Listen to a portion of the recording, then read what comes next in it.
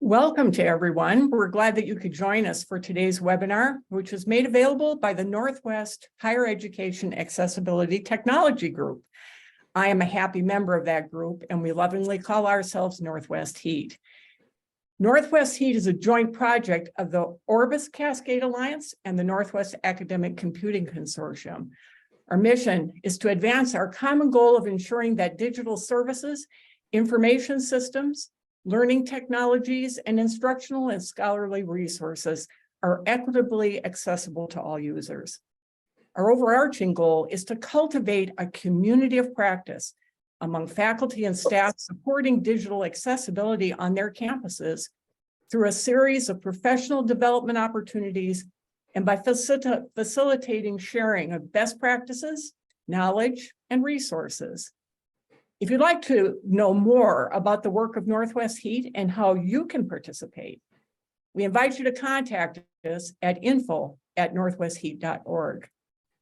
Today, we're honored to host the session Untethered Teaching and Lecture Capture, Promoting Inclusion and Universal Design for Learning with Lorretta Krautscheid and from George Fox University and Sam Williams of Linfield University.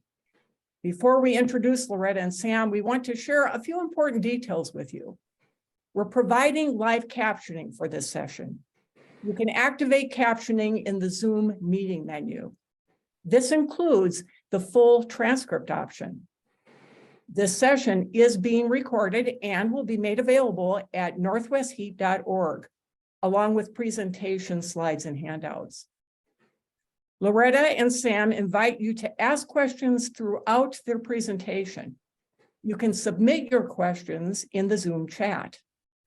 Our Zoom host, Marianne Culgrove, will alert Lorretta and Sam when a question has been posted. You're also welcome to unmute your mic to ask a question live. And now we introduce our presenters and their topic. Lorretta Krautscheid is an associate professor in nursing at George Fox University. Her scholarship centers on theory-guided, technology-enhanced teaching strategies, which promote learning both inside and outside the classroom. Her most recent research reports how untethered lecture capture stimulates educational affordances to maximize student nurse retention. Sam Williams is the Chief Information Officer at Linfield University. He assumed the role of CIO in June of 2020. Previously, he had worked for 10 years at the University of Portland and was the Director of Academic Technology Services and Innovation, where he oversaw several noteworthy initiatives focused on the strategic integration of technology in education. One of his collaborations at UP was with Lorretta on a project called Untethered Lecture Capture.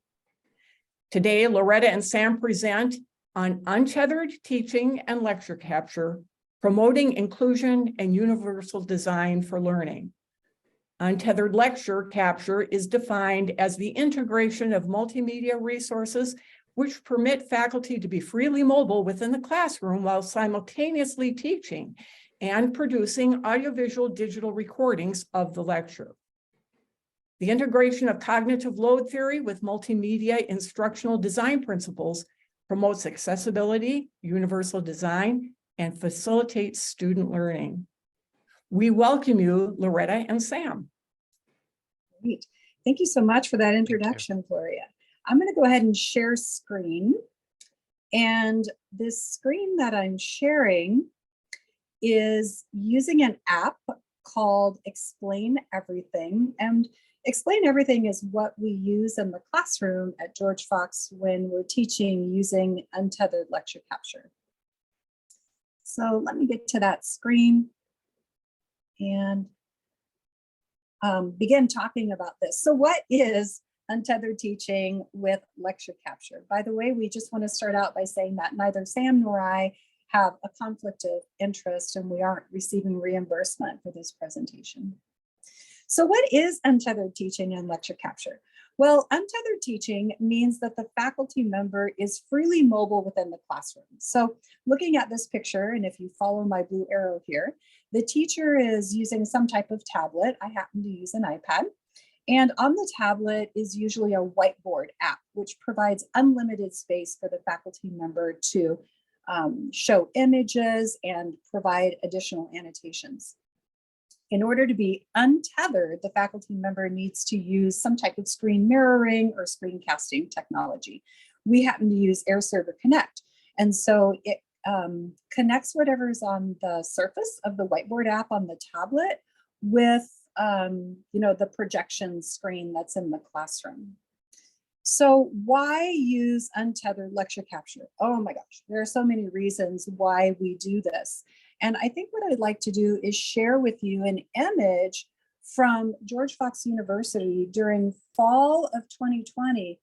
And I think we all know what was going on in fall of 2020. We were trying to figure out how to teach in the classroom amidst the pandemic. So this happens to be a picture of nursing students in our gymnasium. They're 6 feet apart with their masks on. And in this picture, the faculty member is this person right here. This happens to be Kathy. She's teaching from her iPad and then using screen mirroring technology. Everything that she's teaching is over here on this screen.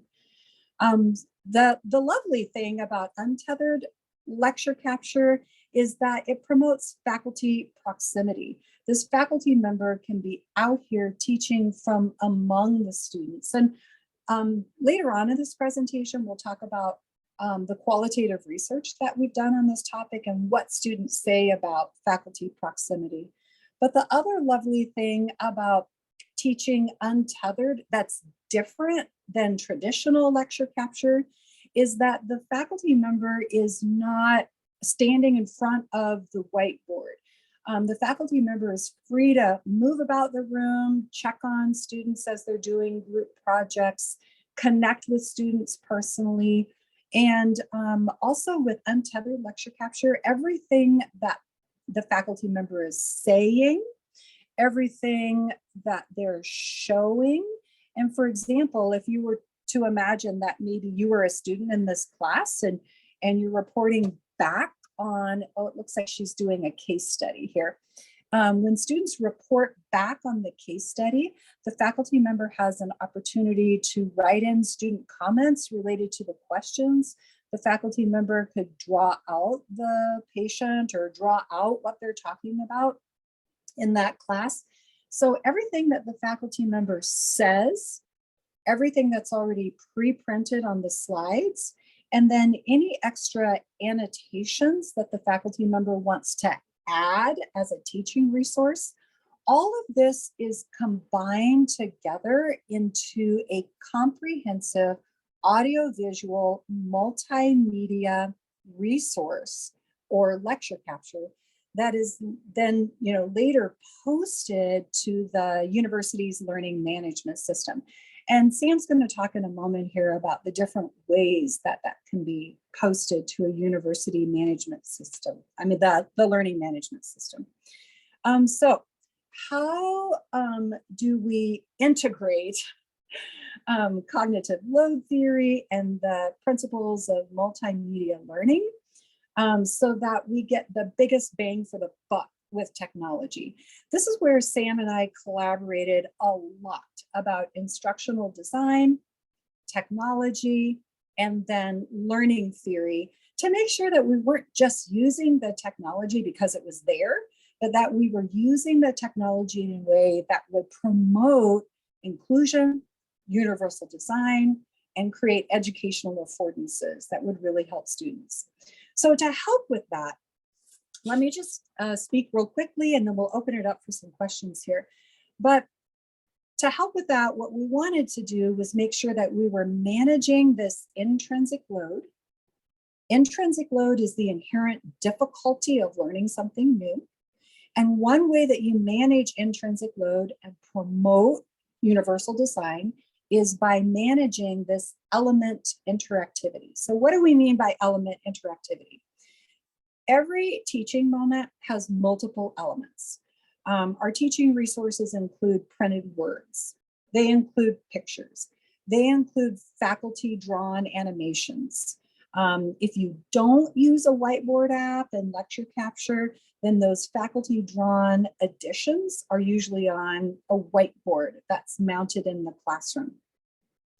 The issue with having the PowerPoint, the faculty drawings on a wall-mounted whiteboard, is that the elements are not in the same place. So Mayer's cognitive theory of multimedia instruction says that students will learn better if things are coherent and in the same space. So lecture capture, the way that we're doing it, puts the faculty voice, the pictures, the words, all together into one audiovisual package so that students don't have to look for things in different places. Before I was doing this, students were using, to study outside of class, students were using the recordings, like they would either bring their own recorder and record, or faculty would go pick up like an iPod case and we would record, drop that back off at IT, they would render it into an audio recording and then post it. So prior to doing lecture capture this way, students were having to try to integrate 4 things to study outside of class: the PowerPoint slides, the audio, their personal notes, and then because I was having to use a stationary wall-mounted whiteboard, students were also having to stop, like before I would erase the whiteboard so I had space to do the next thing, students were asking me to stop so they could take pictures with their phone. So all those things were causing struggles, especially for students whose first language is not English. They told me they were struggling with that. And then students with accommodation plans. So let me get back to this real quick. How do we manage intrinsic load and element interactivity? The first thing we need to do is cut out all the extras and eliminate redundancy, like remove the fluff and only use the information that the learner needs. If you look at this slide right now, I'm guessing a lot of you are looking at all these dots and arrows and words and you're wondering, what the heck is this about? So I do want students to see the whole. I want them to see the whole of what we're going to learn here. What we're going to learn here is about IV fluids, actually, and how IV fluids interact with cells. So that's the whole picture here. But now let's scaffold this and break it down into mental models. And so with this whiteboard app, I can just readily do that. I can give them context. I can draw out an IV fluid bag. I can draw out the IV tubing. I can draw out that I want them to know the context here. The context here is that this space is the intravascular space. And I can also signal that this cell is a red blood cell in the intravascular space. So if I want them to know how an oops, that's red, I don't want red. If I want them to know how an isotonic fluid works, and by the way, I do flipped lectures, so they study outside of class and then they come to class and they tell me things and I fill in the gaps. So what's an isotonic fluid? It's 0.9% saline. If I want them to report back to me using some retrieval practices, how this isotonic fluid is working, then the students can tell me, and based on these arrows, that it means that fluid flows into the cell, but then equal amounts of fluid flow out of the cell. We don't have time in this presentation to do this whole thing, but I hope I'm showing you here the coherence principle, that removing the fluff, removing all the words, having the ability to write in the words in real time with what they're learning, that's super important for making sure that we're helping students build appropriate mental models, we're chunking the learning. The signaling principle means that I can point out key things and draw their attention to key things so they learn exactly what to pay attention to at the right time. Without this type of untethered lecture capture approach, what the students end up seeing is all of this, and the whole screen can cause some confusion for them. Are there any questions about how we use this at this time?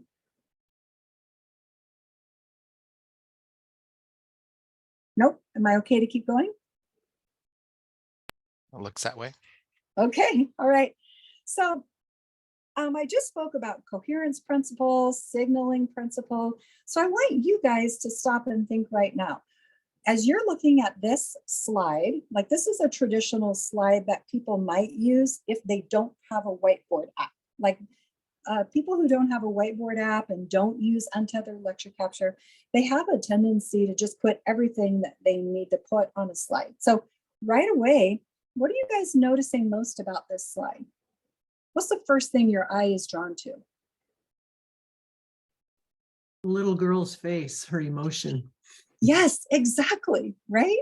But that is not what this slide is about. This slide is used for nursing students to teach them about the safety of giving injections in the deltoid area. Now, this girl is getting an injection in the deltoid area, but if we include a picture like that in this slide, then it creates extra noise that detracts from the intrinsic learning that needs to happen. This slide is actually showing extraneous load. So this little girl is called, this picture is called a seductive detail. Seductive details are things that people will throw in because they're interesting, but they do very little to promote learning. And they actually create extraneous processing in our working memory. So I'm just using this slide as a strategy to show people how to create coherence, how to signal, how to scaffold, and how to reduce split attention. So I would get rid of that. So let's say I get rid of that. Now, where are your eyes going?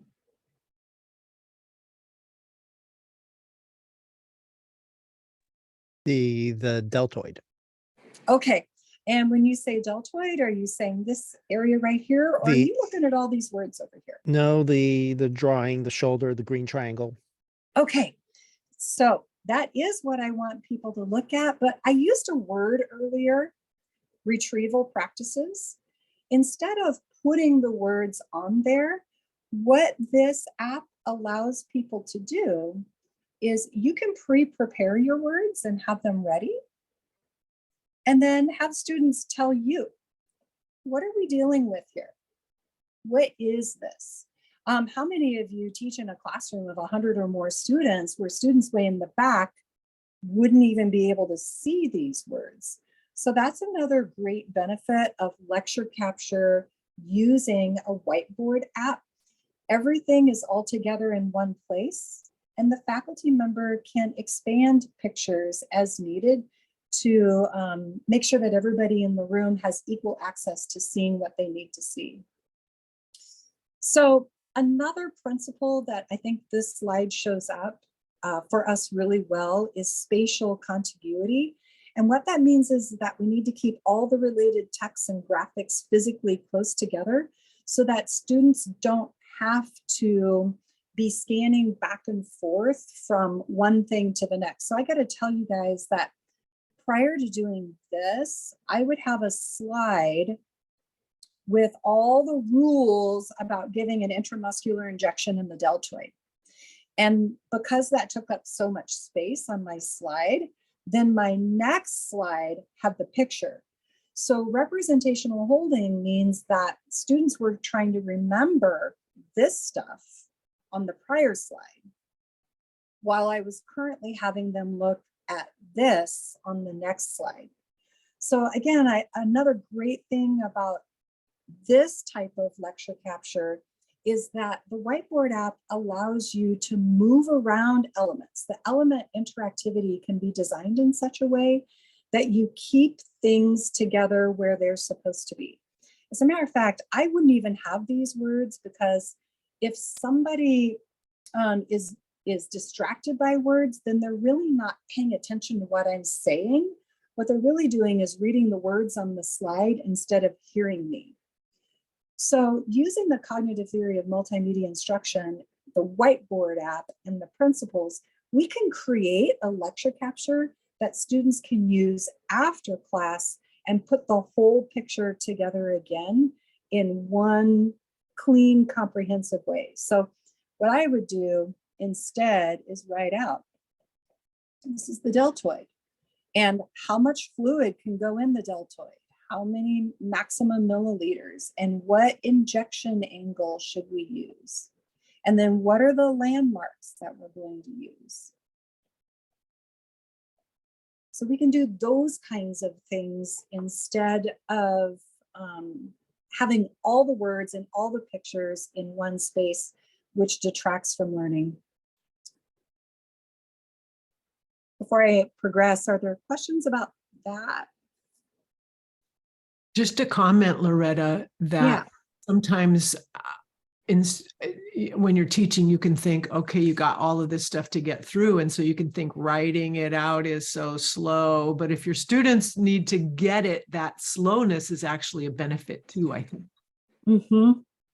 And it's so remarkable that sometimes when I'm teaching something like this, or actually a time when it really happens is when I'm teaching electrolyte balance and imbalance and calcium, sodium, and potassium.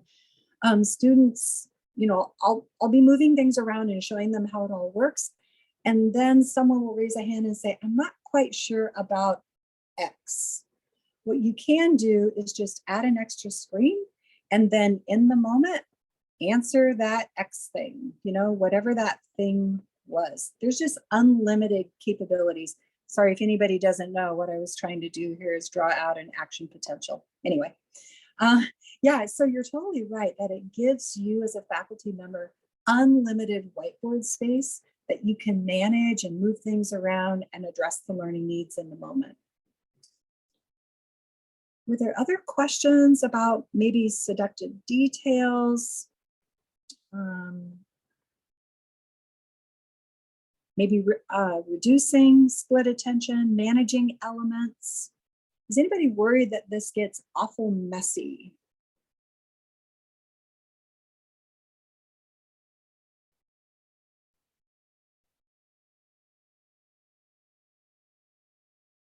Because it can't.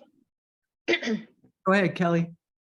My handwriting is terrible, so I feel like it would be especially messy. Is there any way to kind of have some words written ahead of time that you can just move in? Yes.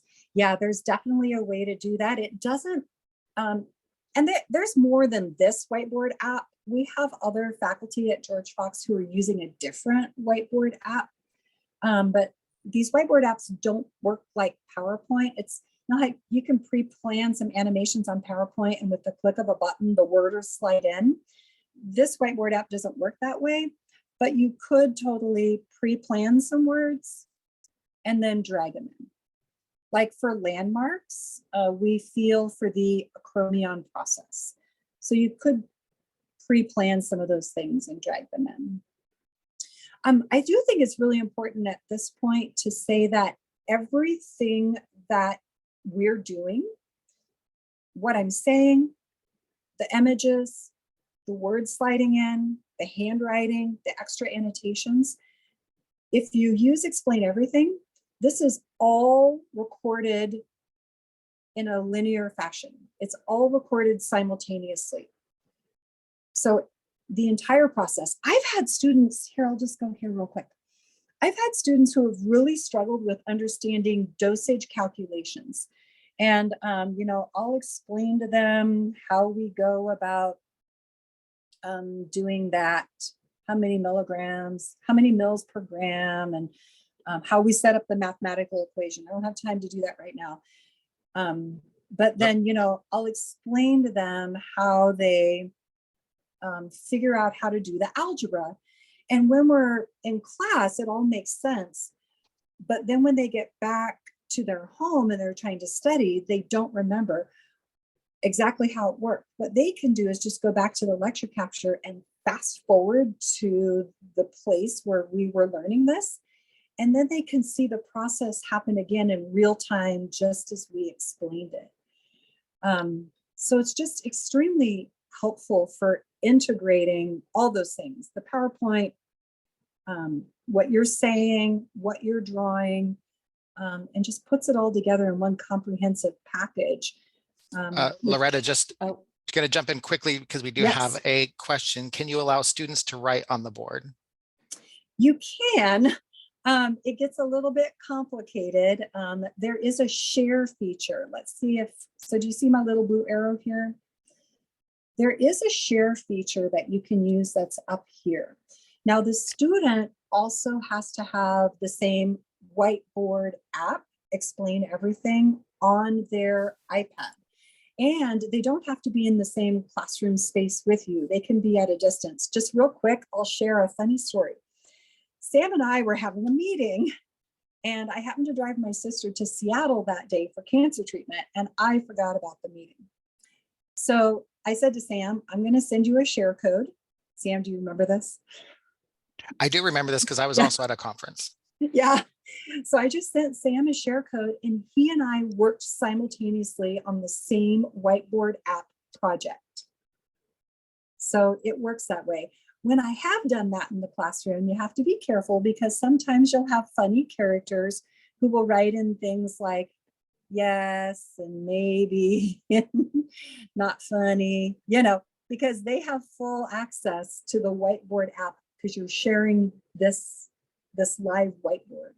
And Lorretta, I believe like when you were using this before in a physical classroom before the COVID moments, you would also hand out the iPad to individuals and have, so as you were walking the space, you would actually hand them the iPad. Yep, you can do that too. Mhm. So we have a couple other questions. One is, what kind of stylus are you using? And related to this sharing question, does the system capture who is writing? Let me go back here. I'm using, it's an Apple Pencil. It just writes really smoothly, and you can also increase the size, although I would never do that size, that's horrible. But you can change the colors really quickly. The way that I'm using this right now is the only person who's adding to the whiteboard app and lecture capture is me, unless, as Sam said, when students are doing group work, I may have pre-planned form that I want them to fill in on my Explain Everything project. So I just hand off my Apple Pencil to the student. I set up the size that I want, and then the students, that group agrees to add to the whiteboard. And then as a whole class, we come back and see what their classmates added in as they were writing in there. If you send out a share code and allow other people to work on the same whiteboard project that you're currently using, anybody can add to it. And I'll make a quick note, Lorretta, that we tried many different pens because everybody had a very specific type of pen they wanted to use, or, you know, some sort of stylus they wanted to use. But it really came down to the comfort of the individual and how quickly they can write and how responsive things were. And so when Apple started advancing the Apple devices, the pencil that they provide is definitely the best for this particular device. Yeah, so another thing that I do for retrieval practices is I'll integrate, this is another, so speaking about adding things, this is another great strategy of this app. I can't see exactly what you guys are seeing. Are you seeing that I hit the little plus sign and I want to add a web browser? Yes, we do. Yeah, so I have, if I pre-plan it, it may not work today, but I have Socrative questions. And so I can bring in my Socrative questions really quick. Oh, sorry. I hope this works. Nope, I entered the wrong password. But I don't know if any of you use Socrative or any of those other things. You can bring them in and it'll all be captured on this whiteboard app. Oh, there we go. Including like the students' answers. So I teach a leadership class, so I'll just launch this, and I don't want to invite students. Cancel, launch, quiz, finish. Teacher paste. did they update this? This looks different. So you can bring in all kinds of things. So I'll have this question for them and they'll answer it. And then we can, show the results. And then I can, if I were teaching something that I needed to, maybe only 10% of the class got it right, then over here, I can fill out the rationale or draw pictures for them about, why their answer was not the right answer. So you can draw out or annotate or teach right next to the quiz question. And then you can just reactivate this web browser and do the next thing, do the next question. But again, the lovely thing is that this is all together. It's not like you have your PowerPoint and then you leave your PowerPoint and go to your formative quizzing app. I happen to use Socrative. And then have to write on the wall-mounted whiteboard the rationale for the right answer. It's all together in one place. And again, I'm not standing at the front of the class while I'm doing this. I'm out teaching from among the students. There's just so many possibilities. Are there other questions about that? Or do you want to hear what students say about this? I'll say yes, since we've got a We're question. ready to move on. Okay. Okay. So we implemented this in 2017 and then did some perfecting, some things, some kinks had to be worked out and things like that. And then once we felt like we were using ULC in a manner that really promoted learning, we started out with a qualitative research study. And in that research study, we asked undergraduate students from across multiple different programs of study. This study included students in the math major, bio major, nursing, engineering, language arts, things like that. And we asked those students to tell us their lived experience of having untethered lecture capture, both the classroom experience and the out of classroom experience. This picture highlights the key points. They said that lecture capture reduced in-class note-taking anxiety, which meant that they spent more time on task and they were more focused. Well, why did it reduce in-class note-taking anxiety? Because of the affordances. They knew that the lecture capture was going to be posted. I promised them I'd have it posted within 24 hours of class time. They knew that it was going to be posted, and the way that we posted, they had closed captioning. The way that I post now, they have both closed captioning and transcript access. And so they knew that it was going to be there, so they had less anxiety about trying to get it all down during class time. So they could really sit and focus and let it sink in and really pay attention. They did take notes in class, and if they knew that they needed to go back to it, students told us that their own strategy was in their handwritten notes, they would write down a key word and say, go back and re-listen to this, or go back and re-watch this. So it really reduced in-class note-taking anxiety, caused in-class improved focus, and they said they were able to really spend more time on task. Other students said that the proximity of the teacher really helped improve in-class focus. They said when the faculty is standing in the front of the classroom the entire time, they had a tendency to zone out. But when the faculty is not confined to the front of the classroom and they're moving around, it kept them more interested and more engaged. They also said that faculty members who are in close proximity are teaching, these are their words, the faculty who uses untethered lecture capture is teaching on our turf. They teach from among us instead of teaching at us. They promote enhanced interaction. They feel more personable and students feel more connected with their faculty member. They said that it creates a collaborative learning environment when the faculty member hands off the iPad to the students and allows the students opportunities to fill in responses, especially when they're doing group work. In the research study that I did with our nursing students who have attrition risk factors, our students whose first language is not English said that it's easier to ask questions because the classroom feels much more discussion oriented. Several other of our FL&E students said that they felt timid to speak up in class, but when the faculty member is within close proximity with them, they were more likely to speak up and ask a question. Other students said that this lecture capture approach allows for self-paced learning and creates accessibility affordances. Several students who had DAS or disability accommodation access, they said that this type of lecture capture leveled the learning field. Prior to this, they said they were madly trying to get down notes, and then after class, they would try to reconcile the PowerPoint, their personally written notes with the audio recording. And they felt like because of their disability and their processing needs, that they were at a disadvantage to their classmates.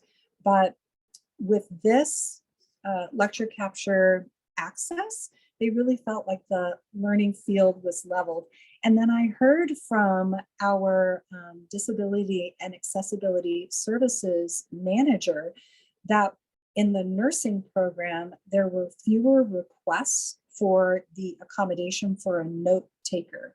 And I think that's because of the lecture capture opportunity to have sometimes transcripts as well as the closed captioning. And I definitely heard from our IT managers that there was a decreased request for iPod checkout and iPod recording. Lorretta, just a quick injection that we did have a question about alternative text and access to the drawings and scribbles. I mentioned that the end product was a video that has captioning that is part of it. Do you also provide these assets in other ways, or is it just as a video? Just to clarify.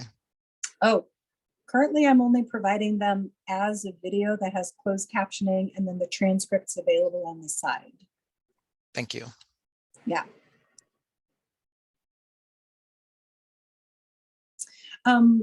We just wrapped up data collection on a research study that is intended to determine if there's a correlation between lecture capture use and student academic performance.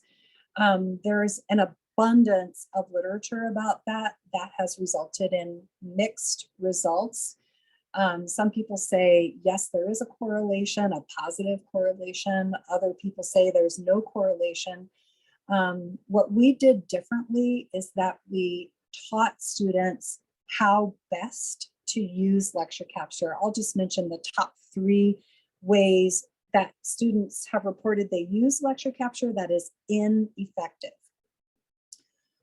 So one way that's ineffective is listening start to finish while cooking, exercising, walking, or playing with the kids. That's ineffective because the split attention doesn't allow them to learn what they need to learn. So we asked students in our research study to not be doing those things. And then between time 1 and time 2, they had to document how they were doing that. They filled out surveys. Another thing that students will do if we don't teach them how to use this effectively is that they'll listen at double speed, trying to cram in as much as they can. That causes too much processing and overloads working memory. It causes too much extraneous load. So in our research study, we educated students to not listen at double time.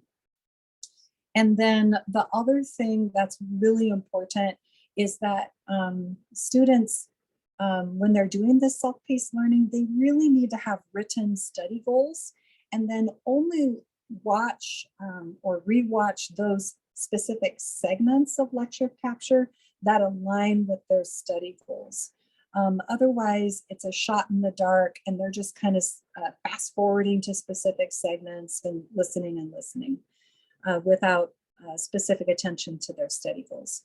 So we are just in the data analysis phase of that research, and we'll have that ready for dissemination by September. But that's where we're at with that. Any questions about the research, or should we have Sam talk about IT and administrative perspectives? The not so fun part. Oh, this is the best part. Teachers can't do this. We can't do what we do without what you do. So yeah, so when it came down to the project, so we started this project at the University of Portland, and we had a $4,000 budget. So it wasn't a big budget from the Dean of the School of Nursing, Joanne Mosseri, to start exploring what this would look like in the classroom. So because this all started from just a want from faculty to be from behind the podium. People were tired of being behind that podium. And so we started looking at hardware devices for mirroring. They were not really convenient, I would say, because we didn't have it built into our infrastructure at the university. And so people would have to bring a device from room to room, and it just was not working all the way around. So it was at that point that we found Air Server Connect, which is a piece of software that can sit on the computer that's in the classroom. So in the case of University of Portland and even Linfield, we've got computers in the classroom, so we can load a piece of software onto that computer. I can mirror to that computer and provide that piece of the project.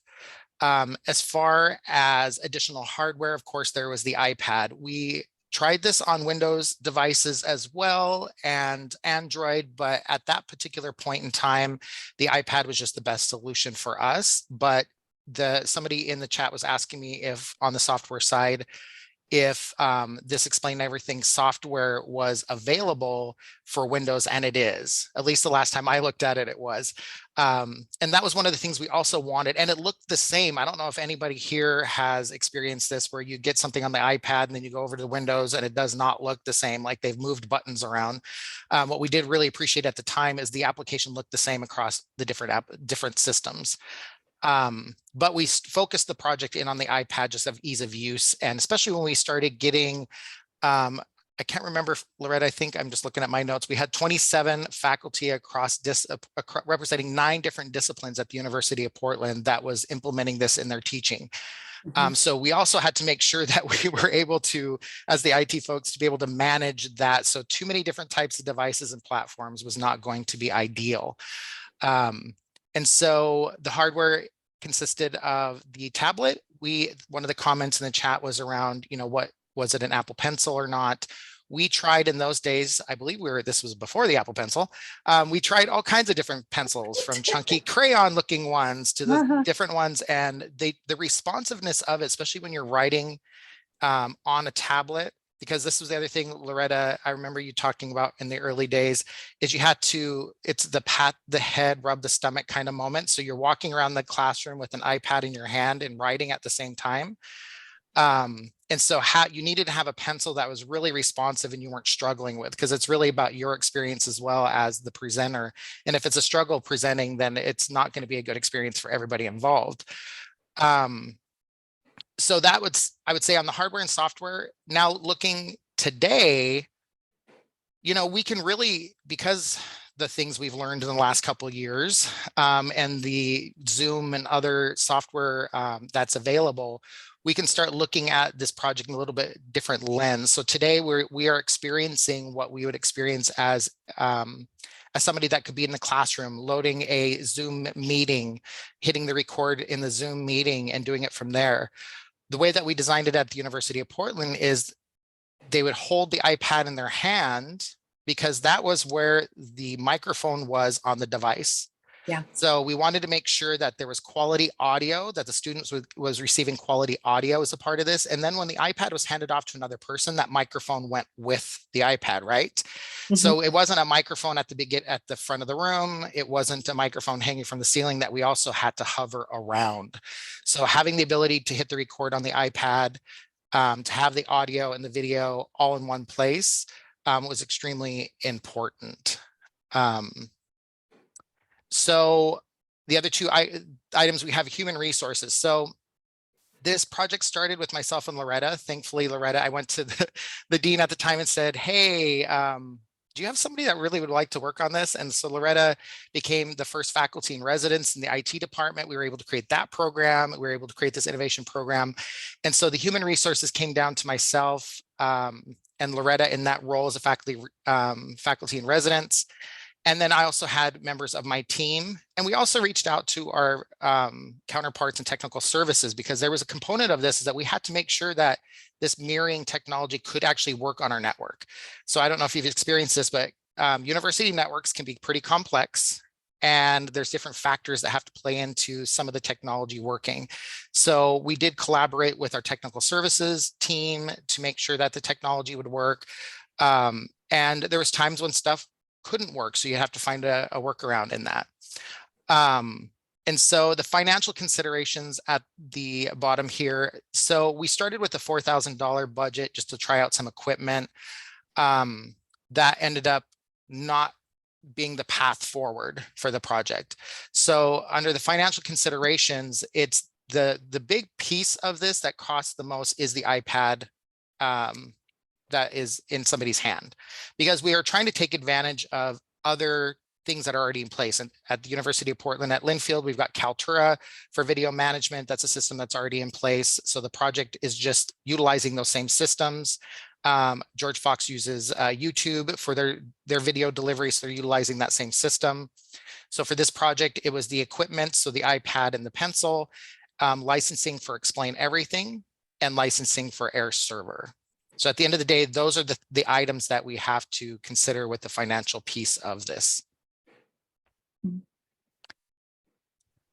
Do we have remote And we have a question about can remote students join synchronously via Zoom? Yes. Yeah. We were at George Fox. We were back in the classroom or in the gym teaching in fall of 20. But we all remember March of 20, right? And so we were committed to making sure that our seniors and everybody else finished out the semester. So I ended up teaching class and clinical using Explain Everything and Zoom, much like we're doing today. So the students would join by Zoom. I would just get on Zoom with my iPad and then do screen share and teach that way.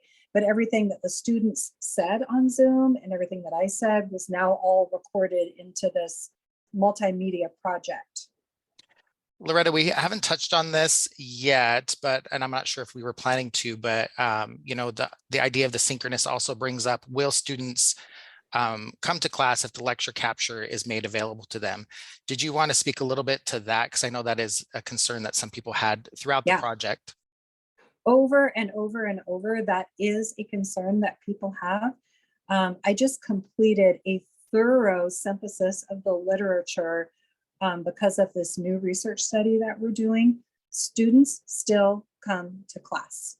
Now, what the benefit of lecture capture is, whether you use lecture capture the way we're doing it or traditional lecture capture with our ceiling mounted cameras and such, the benefit of lecture capture is for those students who can't come to class because they're sick or maybe they have an emergency, they then will watch the entire lecture capture start to finish. I don't recommend watching all 50 minutes or all 1 hour and 20 minutes. The literature says that adults can really pay attention for like up to 20 minutes. So we have them do that. But yeah, I have found it to be true in all of my courses. All my nurse colleagues are using lecture capture here at George Fox. We do not have an attendance issue. And the literature says the same. Yeah. And so, Gloria, I wasn't going to call on you during this, but we did have a question specifically about the YouTube integrates with lecture capture. And so I don't know if you have a comment on that piece, because that's over at George Fox. We have a couple of different things. We are able to sign in to YouTube from Explain Everything so that you can automatically upload right into YouTube and then caption things. We also at George Fox have an integration, so you'll want to ask at your institution. We have a dedicated media server that has an integration with Zoom. So you can schedule a Zoom meeting, record that Zoom meeting, and it will automatically load into the course site. So be sure to ask at your IT at your institution about any other options. So And you call that a dedicated media server? Yep. Okay. And so another question we have, are the closed captions and transcriptions provided from the video service? I use YouTube here at Fox, and the closed captioning is provided by YouTube. Now, there can be some errors, and so you can go in and edit those. Now, that's going to take some time. I have some TAs who can help me edit those as needed. I have also learned that if I speak slowly and clearly, which is helpful for my students, it's also helpful for YouTube closed captioning. and this is your 10-minute warning. Okay. So how might a presenter deal with the problem with tech in the classroom moment? So in the very early days, so this was a question in chat, very early days, what we did is we were early adopters of Microsoft Teams at the University of Portland. And we created a team for everybody that was participating. And what was very interesting from the IT perspective is we had a channel in there for supporting each other. And there were often times where people, like faculty, were helping each other in the moment. So I don't know your experience on that, Lorretta, but I remember that being a part of that culture as well. Mm-hmm. When we were first launching this with our first group of 27 in the first learning collaborative, Sam, Ben, and I were dedicated to making sure that all adopters, whether they're faster with technology or a little bit more struggling with technology, we were just dedicated to making sure that they had a good experience. And so for the first 2 weeks, we were on call. Remember that? We were on call for all the faculty and, helping them solve issues in the moment. Here at George Fox, we work with Josh Nauman or whoever at IT, and they have their phone numbers, and they also have some quick guides on the podium to help do some troubleshooting. But one thing I've learned, if it's not working, shut everything off, start everything back up, and kaboom. It just kind of works. The great IT fix. Yeah. And definitely you mentioned Ben. Ben Kahn was the instructional design and technology specialist at the time at the University of Portland on this project. And he was a very instrumental in everything there. So we had a very dedicated team. This wasn't the only thing we were doing, of course. So what I really wanted to call back to is the moment that we had, which was faculty helping each other in that support area, in that chat support area. So in those times when IT was off doing other things, there would be times we'd come back and somebody had already answered somebody else's question. So there was a community of support also amongst the faculty that were participating.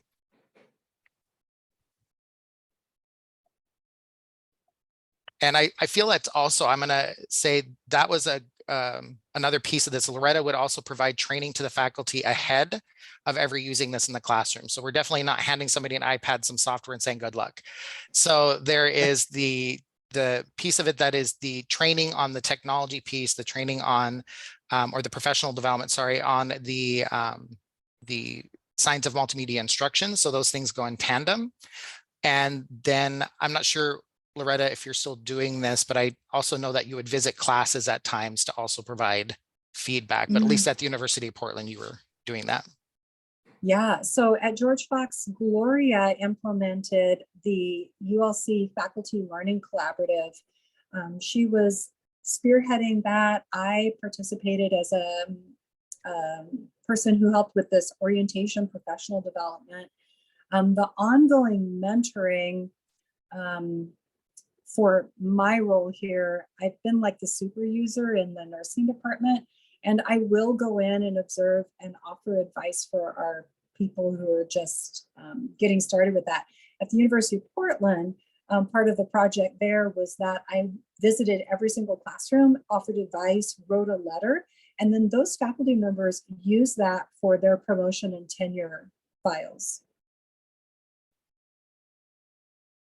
Okay, we have 5 minutes left. And so I just wanted to make sure we had opportunity for individuals to ask additional questions. We have a few in here that we'll have to follow up with. Okay. So Greg Pitter is the current CIO over, I'm going to just do a shout out, the current CIO over at the University of Portland. I was going to say, Greg, we should do a ULC reunion at some point and bring everybody together. Yeah, it'd be fun. And partner with us on research. We're still rebuilding our support for the capabilities for it. So we're working on it. But yeah, I think it'd be neat to look forward to. Yeah, is Terry Favero involved? Sorry? Is Terry Favero still involved? I haven't seen lately. Oh, okay. Okay. Good question. Okay. All right. And we have a question about whether this could be incorporated into Blackboard. It can. So the way that Linfield, for those at Linfield University, the way we're set up is our Kaltura platform. We have Kaltura Media Space, but we also have the Kaltura built into our Blackboard environment. So yeah, it's just a matter of getting the videos from the device to Blackboard. So we would just work through that workflow. Mm-hmm. Yeah. So the way that this ends up working is after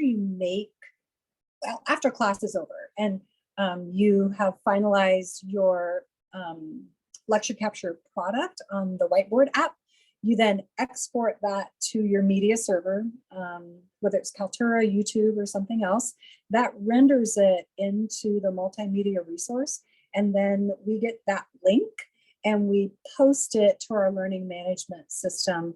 I have asked students over the years, where do they want it posted?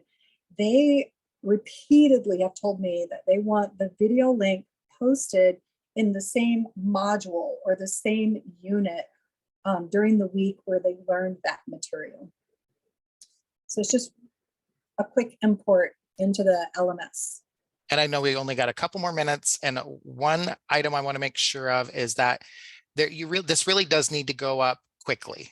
So this is in the very early days when we were working on this project, the video because we were dealing with older technology at the time, video would take a while to process, and there was a delay from getting the video, to the student at the time that you were capturing it. And so that was a part of our project, was making sure to reduce the time that it took between capture and getting it to the students, because it was really valuable to get it back to them quickly. Mm-hmm. Yeah, it really is a single solution academic technology that eliminates the room for dedicated lecture capture classroom. It eliminates the need for dedicated lecture capture classrooms. And not only during COVID, at one point at the University of Portland, they did not have a classroom for me to teach my students. And so they told me I was gonna have to teach on a Saturday. They ended up putting me in, what was that called? It was more like a conference room with no whiteboards or anything anywhere. And using this technology, it didn't matter. I was just able to go. All I really needed was my computer that had the AirServer Connect software, a projector screen, and my iPad. Go. Yeah, and that was a good takeaway from another faculty as well. Another professor that was, I believe it was a stats professor, who needed a classroom that had lots and lots and lots of whiteboard, because he would go through a lot of whiteboard space during the class. When he started using this method, he said he made the same comment. Oh, I can teach in any classroom now. Exactly. Because a lot of our classrooms are designed with the display going right over the top of the whiteboard. Unfortunately, it seems to be a common theme across AV design. So having this is also an ability for us to, use any space, so even outside space if you needed to, if it was set up properly. But, I think that's another affordance for this technology.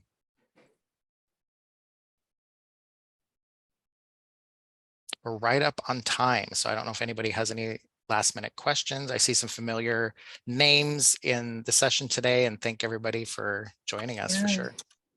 Yeah. You are so welcome. I'm seeing comments. Thank you. Yeah. Yeah, there's so much more that we could explore, and would love the opportunity to share with people.